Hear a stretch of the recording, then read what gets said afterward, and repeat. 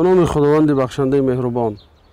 در حلقه پنجم مسابقه قرار داریم و حالا هم در داستان نوح علیه السلام. در حلقه گذشته دیدیم که قوم نوح چی برخورد با دعوت نوح علیه السلام داشت. میتوان گفت که عقل آنها را چهار دیوار از یکروی، جاهلی، خرافات پرستی و شخص پرستی احاطه کرده بود. بنابراین آنها 5 شبهه را مطرح کردند. شبهه اول آنها این بود که شما مثل ما انسان هستید. در شبهه دوم گفتن که ما با اون انسان‌های پس فطرت که با یا که از قشرهای پست جامعه هستند با آنها همنشین شدن نمیخواهیم. شبهه سومش این بود که میگفتن که شما از ما یگان برتری ندارید. چهارم شبهه آنها میگفتن که شما دروغگو هستید و اخیراً پنجم شبهه آنها این بود که نوح علیه السلام را به منصب تلاشی متهم میکردند. خلاصه نوح علیه السلام وقتی این شبهه ها را شنیدند، یعنی که هر یکی آن را جواب کافی و شافی دادند و وقتی که آنها در حجت آوری مغلوب شدند شروع کردند به تهدید کردن به جان حضرت نوح علیه السلام. گفتند که ای نوح اگر از این کارهای خودت دست نکشی، از دعوتت دست نکشی، حتما تو را سنگسار خواهیم کرد. یعنی منطق اونها همین بود.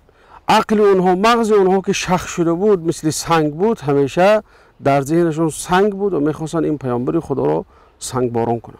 گفتیم که نوح علیه السلام دعا کردند و دعای اونها اجابت شد و مرحله نو شروع شد.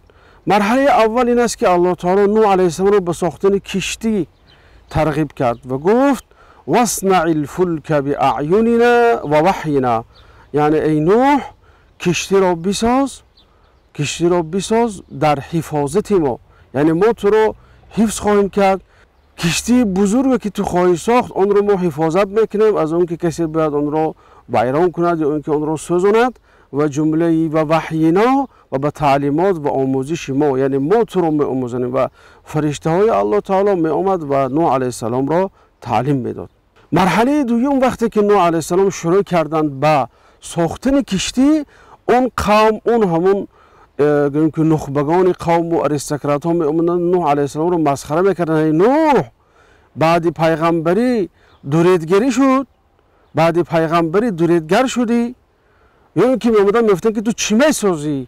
و نوح علیه السلام گفت من چیزی میسازم که بالای آب میرود. آنها گفتن، خندیدن، مسخره کردن، گفتن که آخه اینجا آب نیست، ما از آب دور هستیم، ما در ساحل نیستیم که تو این دعوا رو کنی. و مسخره میکردن و نوح علیه السلام در جواب گفتن انا نسخر منکم کما تسخرون، ما نیز مسخره خواهیم کرد روز شما رو آنچنان که شما امروز ما رو مسخره میکنید.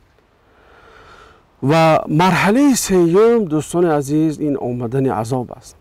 و خیلی گفتیم در حلقه گذشته اونها آمدند از نوح طلب کردند که بیار همون چیزی که وعده میکنی، به اون چیزی که خدای تو، اون عذابی که خدای تو بالای ما وعده میکند بیاورد.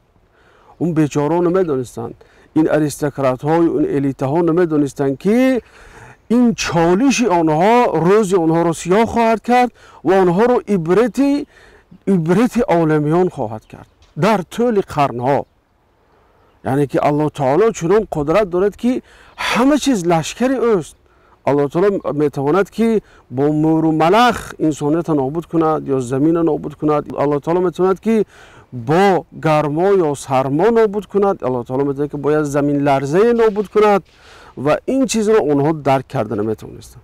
یعنی که قدرت الله تعالی اینقدر بزرگ بودنش رو اونها درک کردن نمیتونستند. و ما یعلم جنود ربک الا هو، یعنی لشکری خدای تو رو جز او کسی نمیداند. الله تعالی علامت عذاب رو این فواره زدن برآمدن آب از تنور قرار داد. خیلی که در آیت آمده است و فارت تنور، وقتی که تنور جوش میزند و از اون آب میبراید، این علامتی شروع شدن عذاب الهی هست. در اون حالت باید اونها به کشتی سوار شوند. وقتی آیات‌های قرآن رو بررسی میکنیم و درباره عذاب قوم نوح میبینیم که یک و یک باره زمین به چشمزار تبدیل می‌یابد. چشمزار از چشمه ها آبها فواره زده میبرایند و از آسمان آب میریزد. خیلی که الله تعالی میگوید و فجرنا الارض عیونا و زمین رو ما شکافتیم و از آن چشمه های زیاد برآمد. و در آیت دیگر الله تعالی میگوید فتحنا ابواب السماء، درهای آسمان رو گشودیم و از آن آب به پایان فرو ریخت، بالای زمین فرو ریخت. فالتقى الماء على امر قد قدر، یعنی که آب چشمه های زمین و آبی که از آسمان فرو ریخت به هم خوردند و در نتیجه یک سیل بزرگی تشکیل یافت و آن موجهای مثل موج کوه داشت و میده میده به طرف قوم نوح حرکت میکرد. و آنجا بود که قوم این عذاب الهی را به چشم خود دیدند. دیگر فیغان، پیران و جوانان و کودکان و زنهای و حیوانات و چرنده هر چی دیگر داد و فیغان، یک منظری خیلی وحشتناک اونجا پیدا شد. این عذاب الهی بود و کسی از این عذاب الهی جای گریز نداشت. یعنی چند روز قبل یا چند وقت قبل آنها نوح را به چالش میکشیدند و نوح علیه السلام امروز آنها را به چالش میکشید. عذاب الهی آنها را به چالش میکشید. دیگر جای گریز نبود، دیگر جای نجات دهنده نبود. دیگر نه پدر برای پسر گریه کرده میتونست، نه پسر برای پدر، نه دختر برای مادر، نه مادر برای دختر. کسی برای کسی دیگر جای گریز نمیافت و کسی برای دیگر غم خوردن نداشت.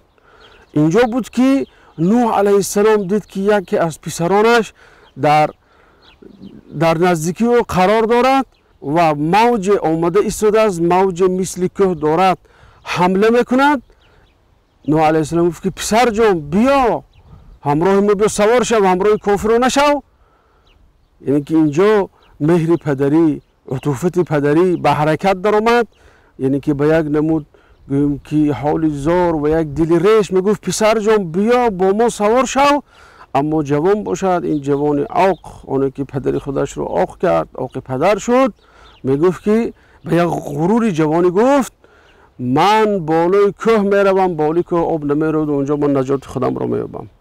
اما نوح علیه السلام که با آسمان تماس داشت، خبری آسمان برای او میرسید و دهشت این فاجعه را و عاقبت این فاجعه را میدونست، گفت لا عاصم اليوم من امر الله، امروز از این عذاب الهی کسی نجات یافته نمیتواند.